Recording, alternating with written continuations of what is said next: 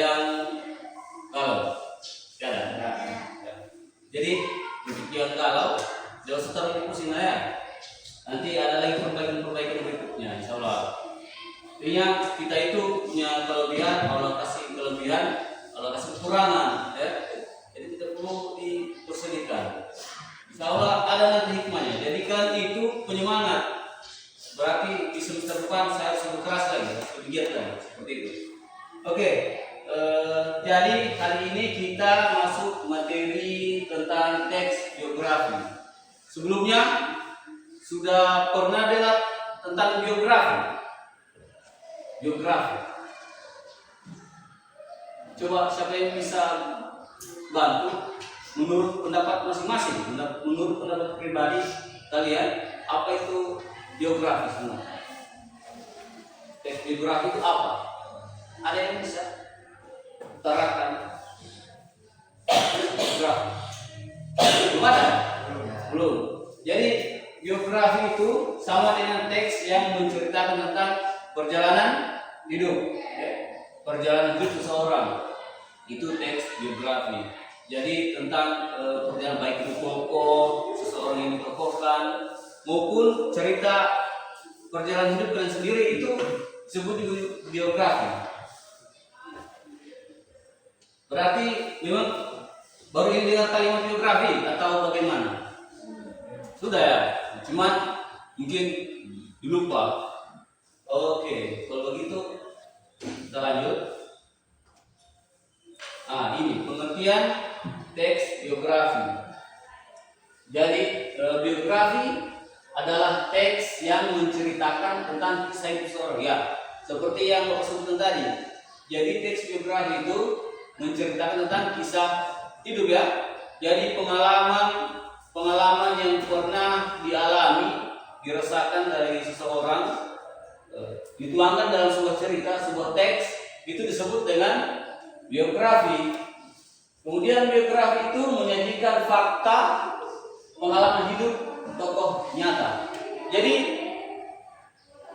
cerita yang dituangkan dalam sebuah tulisan biografi itu merupakan kejadian yang benar-benar terjadi, ya, yang real. Jadi bukan yang dikarang, yang dihayalkan, tetapi perjalanan hidup seseorang yang betul-betul terjadi dengan sebenar-benarnya, bukan sesuatu yang dikarang-karang.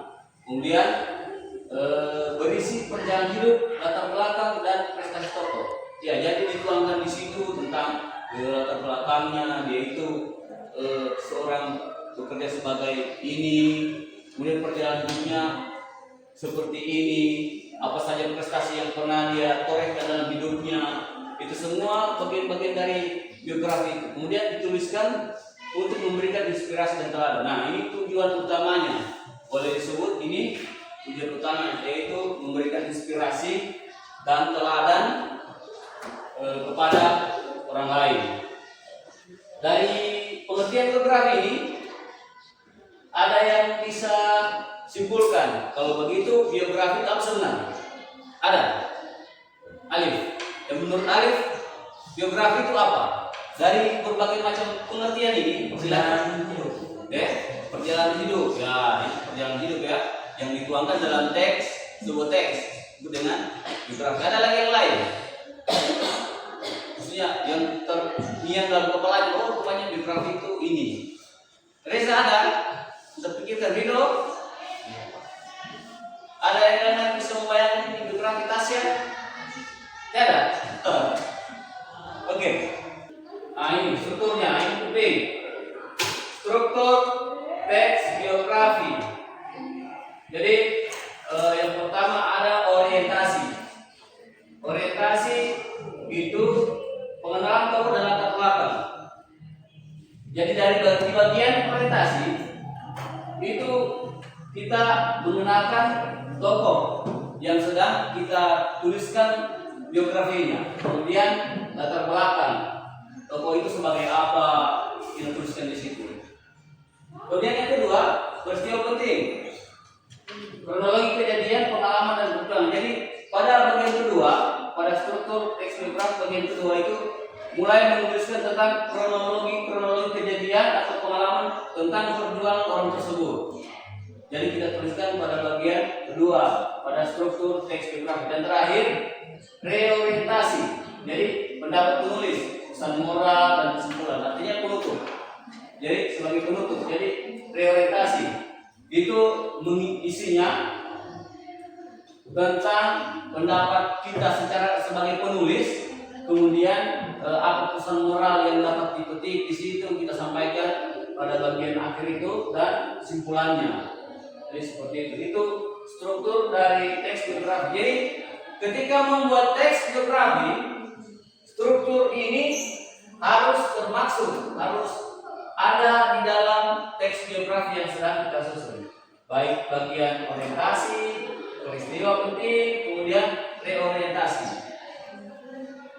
Yang terakhir, tujuan teks biografi. Nah, jadi tujuannya dalam membuat teks biografi sama juga seperti teks-teks sebelumnya, teks eksposisi, kemudian teks laporan hasil observasi sama memiliki tujuan juga. Begitu pun dengan teks biografi. Tujuan pertama, memberikan informasi tentang perjalanan hidup tokoh. Jadi memberikan informasi tentang perjalanan hidup, apa saja yang pernah dilalui tokoh tersebut atau orang tersebut dituangkan dalam teks biografi dengan tujuan orang dapat mengetahui rupanya si fulan ini pernah seperti ini, pernah ini saja yang pernah dia lalui. Kemudian yang kedua, menginspirasi pembaca melalui kisah nyata. Ya, tetap memberikan inspirasi.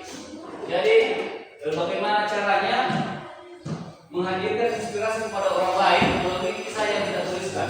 Yang ketiga, meneladani nilai positif seperti kerja keras, disiplin, dan semangat juang. Nah, ini sama dengan pesan yang dapat diambilkan sebagai pembelajaran pada bagian ini untuk menjadi teks yang dapat diambil sebagai teladan, nilai positif seperti kerja keras, disiplin, dan semangat juang. Nah, sekarang Bapak mau tampilkan contoh video biografi. Jadi sekarang Bapak mau tampilkan tentang Kiai Haji Ahmad Dahlan. Sebelum Bapak tampilkan videonya, tugas kalian itu jadi mencatat nanti mencatat yang kalian catat itu yang pertama siapa itu Kiai Ahmad Dahlan. Kiai Haji Ahmad Dahlan yang pertama siapa Kiai Haji Ahmad Dahlan. Nah, kemudian yang kedua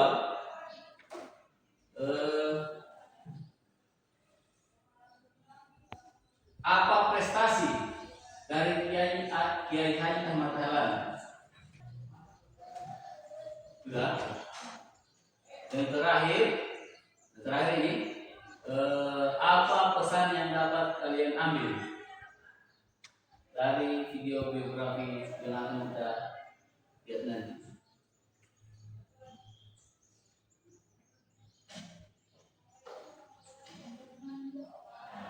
Sudah?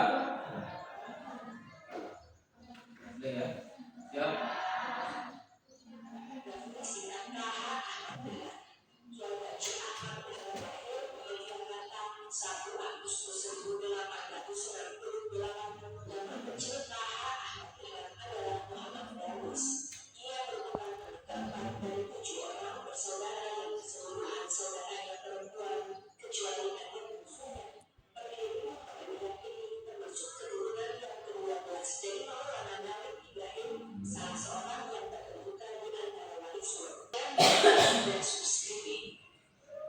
Baik, itu tadi video singkat tentang biografi Kiai Haji Ahmad Dahlan. Nah, sekarang silakan kalian tuangkan dalam tulisan kalian apa-apa saja yang Bapak sudah rangkumkan tadi, Bapak berikan tadi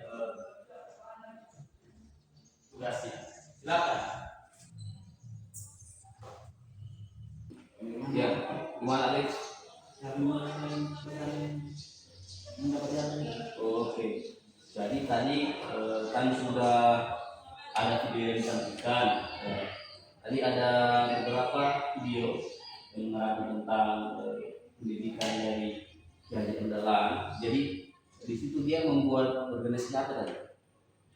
Jadi dari ilmu pengetahuan apa yang dia dapatkan tadi diaplikasikan dalam membentuk organisasi yang berarti otomatis ilmu yang sudah didapatkan harus diaplikasikan.